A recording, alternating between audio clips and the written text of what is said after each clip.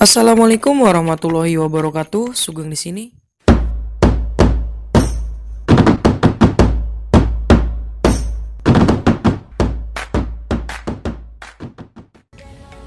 Assalamualaikum warahmatullahi wabarakatuh. Halo semuanya para pejuang UTBK 2022. Di video kali ini saya akan ngebahas strategi perencanaan belajar UTBK 2022 tentunya dari nol ya teman-teman semua.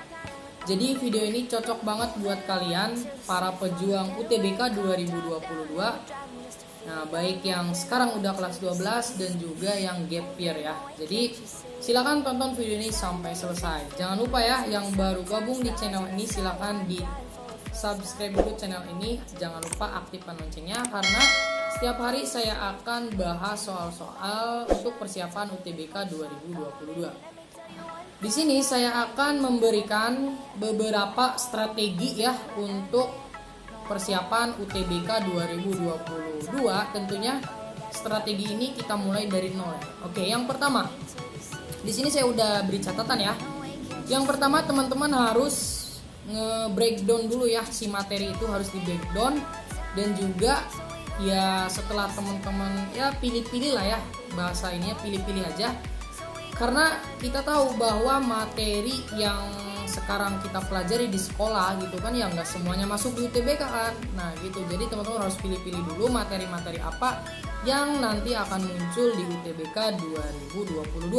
Tentu teman-teman bisa ngelihatnya ya dari UTBK sebelumnya ya. Jadi di UTBK 2021, 2020 teman-teman lihat dulu materi apa yang sering muncul gitu kan. Nah setelah teman-teman melihat ya materi apa aja yang muncul di UTBK, teman-teman harus bisa ngelis materi apa aja ya yang teman-teman akan pelajari sebenarnya. Jadi mata pelajaran apa aja dan juga materi-materi apa aja yang teman-teman akan pelajari nanti untuk persiapan UTBK 2022 ya. Jadi di list dulu tuh. Nah, oke. Selanjutnya yang kedua, teman-teman harus ngebuat prioritas ya. Jadi prioritas di sini teman-teman yang tadi teman-teman udah ngelis materi apa aja yang bisa teman-teman kerjakan atau teman-teman pelajari, teman-teman harus prioritasin apa aja yang akan dipelajari dari mana gitu. Misalnya dari awal sampai akhir teman-teman mau mempelajari apa aja gitu. Jadi yang tadi list itu teman-teman harus ya sebisa mungkin teman-teman buat prioritas apa duluan nih yang akan kita pelajari ya.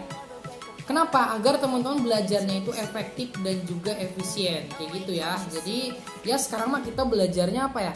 Ya belajar cerdas aja ya, jangan belajar keras gitu. Kerja cerdas, jangan kerja keras gitulah ya. Nah, di sini sambil juga teman-teman nanti mencocokkan materi yang telah teman-teman kerjakan. Oke. Kemudian selanjutnya yang ketiga ya, yang ketiga teman-teman harus ngebuat target ya. Jadi di sini capaian-capaian apa aja yang akan teman-teman lakukan untuk setiap targetnya. Nah, oke. Misalnya teman-teman saya kasih contoh aja lah ya. Misal sekarang kan Oktober nih. Oktober sampai November teman-teman misal belajar TPS ya. Itu full kan. Nah, terus teman-teman bisa misal Desembernya belajar matematika, kemudian Januarinya fisika, Februarinya kimia, dan Maretnya biologi gitu kan. Nanti April kan tesnya gitu. Jadi teman-teman bisa kan itu capaian-capaian harus teman-teman ya kerjakan gitu. Itu untuk membuat target. Nanti di akhir teman-teman latihan soal kayak gitu ya. Kemudian yang keempat nih ya, yang keempat teman-teman harus bisa ngebuat jadwal ya. Di sini teman-teman bisa juga rincian misal setiap minggu ya.